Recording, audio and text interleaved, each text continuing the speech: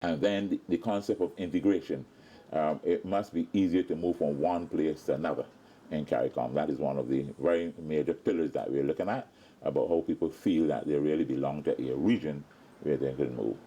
Well, I think it's important for our economy in terms of foreign exchange, and I think also too that we will able to appreciate one another as a people, Caribbean people, and live as one. I think it's okay for people to move freely through the Caribbean so they could go and work. It's good for regional integration as well, so that all of us can come together as a body of people in the Caribbean. Welcome to another edition of CARICOM File, where we take a look at some of the critical issues facing the Caribbean community.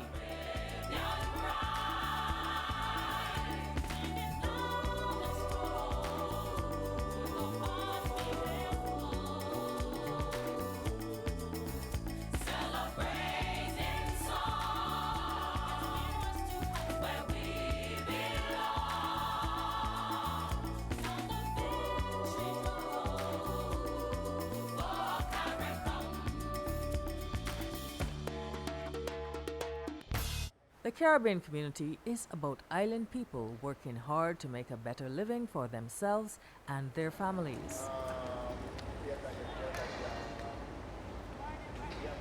One of the most important developments in CARICOM is the concept of freedom of movement of persons in certain categories. They are university graduates, musicians, artisans, media workers, sports persons, teachers, nurses, holders of associate degrees, and most recently domestics. Persons can go to another CARICOM destination and work. But what exactly is freedom of movement in the context of CARICOM? Freedom of movement is a central pillar of a single market and economy. In essence, one is going about the process of reducing those border restrictions that inhibit movement of individuals. So one would find, for example, in the United States of America, one can cross the borders of each state.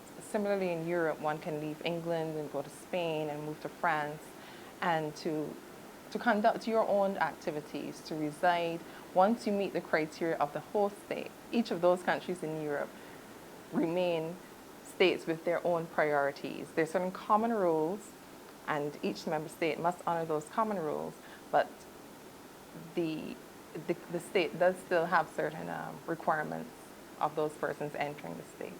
Ms. Bayer offered a comparison in relation to Europe. Within Europe, I should start by saying CARICOM, in a sense, mirrors what happens in Europe.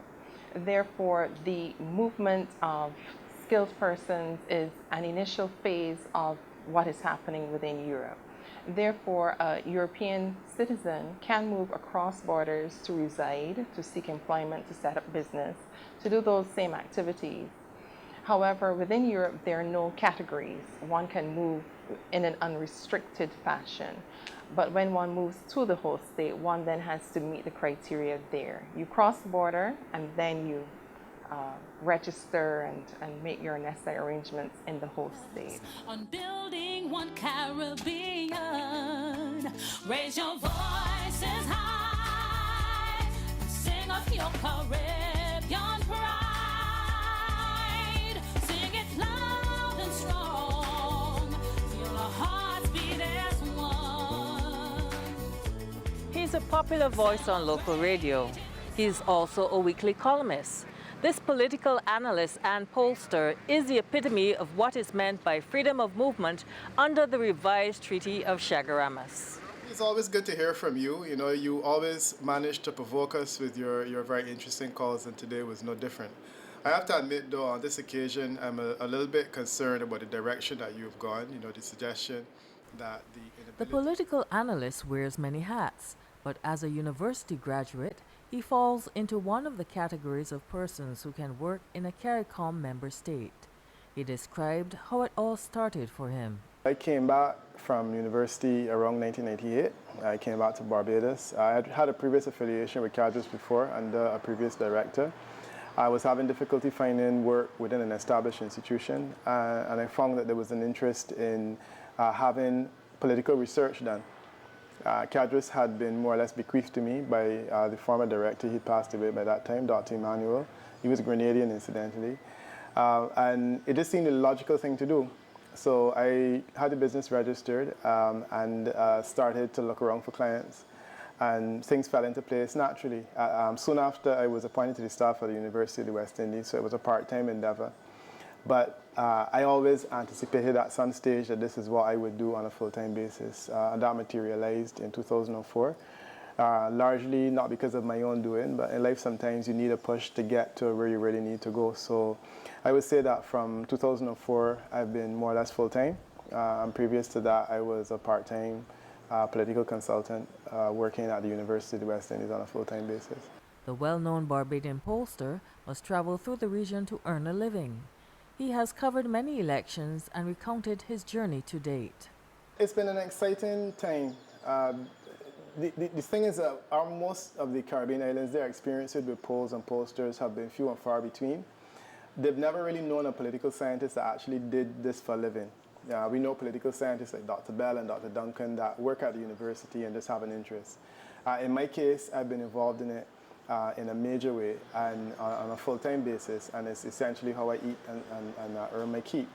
The interesting thing is that it has also changed the dynamic, because pollsters of old like Professor Carl Stone, Dr. Emmanuel, Farley Brathwaite, and people of that ilk were always within the university, and their polling was of a different style. Our thing now is more commercial, so our company does commercial polling.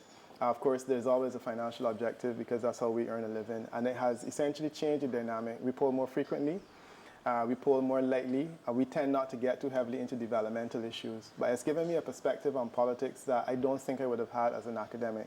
So we understand what politics is on the ground, the realities of people's everyday life. People often come and they present their problems to you because they believe that you can communicate. And that has been an exciting and very different experience for me as a political analyst. Mr. Wickham was quite candid about what he observed in particular during the St. Kitts and Nevis polls. The most recent one that I would have been involved in would be St. Kitts and Nevis, which was a watershed election for Caribbean development, I could say. Denzel Douglas was the longest standing Prime Minister at that point. Indeed, he was the longest standing in the Commonwealth, having been in office for 20 years, won 4 consecutive elections. He did pretty well. He came in as a young person, but then there were concerns about the length of time that he remained in office. It presented me with some interesting questions to answer. I have historically always supported term limits. I do not believe a government should be in office, but a prime minister should be in office for longer than 2 terms. But at the same time, I work for several prime ministers who have been in office for longer than 2 terms. And I do it quite readily, having taken a philosophical position that it's probably not a good idea to be around that long. In a sense, the Denzel Douglas reality tested a number of those theories about the idea or the benefits of having a long-standing prime minister. Clearly, St. Kitts has benefited significantly, but then the question was he there for too long? And then the perspective on the election where there was a legitimate overseas vote, an overseas vote that comes from a diaspora that has the potential to be larger than St. Kitts. St. Kitts is a microstate, 40,000 people, and the St. Kitts diaspora is huge. They have an electoral system that allows persons who are not resident there to register and be domiciled. And it's an interesting development there because it essentially means that you have a country that's 40,000 people and you have potentially 3 times that outside that can participate in their politics, which will make for very interesting life in the future. The talk show host recalled an incident at a port of entry. And I had an interesting experience once when I went to an island. Customs officer searched my bag, as is his right, and he came upon questionnaires. He decided that the questionnaires were a commercial product, had commercial value, and they were withheld, and I was forced to procure a CARICOM certificate of origin, indicating that they were produced in the region and that they were to be treated as a CARICOM item. This basically meant that my work was held up for the better part of a week because I had to find a broker to prepare the document. I had to pay the broker. There was no duties. He was just not convinced that this paper that I was carrying was CARICOM origin, and I had to produce a document. Now, that's his right. But the larger point is that he essentially frustrated my effort to work And I think it had a lot to do with the fact that he was probably familiar with my client and felt that my client should not have someone working on their behalf doing research because he probably would have wanted them to lose. So he succeeded in frustrating me for the better part of a week and then forcing me to pay a broker to clear a document that is legitimate. Although persons are free to work in other destinations, they must adhere to the rules and regulations of each sovereign nation. Mr. Wickham noted that some persons may have some challenges, but largely his experiences have been quite positive. We tend not to have challenges. You present yourself, you are invariably coming to attend meetings or to do workshops or whatnot, and there are no challenges. The difficulty is that the person who works and requires tools, the person who works and requires the need to remain in country for an extended period of time has challenges that are unique and peculiar that I don't really, and other consultants don't really face. So suffice to say that my experience regionally working has been not a particularly difficult one. I would say it's been rewarding and exciting, and it has all the good things. As the region's people aspire to greater standards of living, there must be more commonalities. There is one thread that, if not rooted out now, could undermine the social fabric, and that word is insularity. I think everybody should be given a fair chance. When Barbados was down, we moved as a free people. We went to Guyana. We went to British Guyana, and we worked there. A little camera thing. We work in Guyana. Most of our people is up in Barbados have Guyanese connections. For instance, my grandmother is a Guyanese, okay? And my mother have 8 in a way. So you see that the connection between Guyana and Barbados is good for the region. I do quite a bit of work in Trinidad and Tobago for one of their energy companies.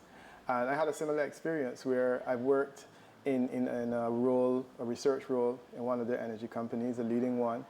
No one has ever questioned the reason why a researcher from Barbados has been associated with them for the last 10 years. You know, they have always come to me whenever they needed research done. And I've never had any challenges raised regarding my role or my presence in the office and why a Beijing is doing this and that type of thing. Frankly, I've never had an experience anywhere else in the Caribbean or anywhere in the Caribbean where someone has questioned my nationality, my relevance, why I'm there, and things of that nature. As a people, we need to make the most of the opportunities afforded by regional integration and freedom of movement. By adopting new and progressive attitudes, Barbadians can realize their dreams to the fullest extent and secure a better future for tomorrow.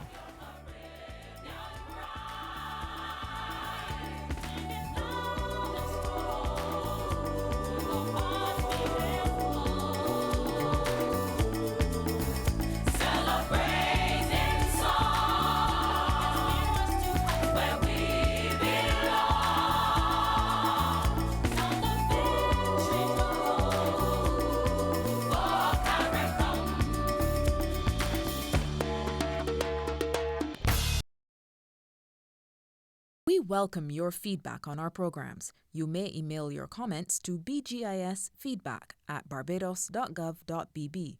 You may also view our website at www.gisbarbados.gov.bb or subscribe to our YouTube channel, the BGIS. Tune in and watch programs produced by the Barbados Government Information Service Sundays at 7:30 p.m., Mondays at 8 p.m., and Thursdays at 8:30 p.m.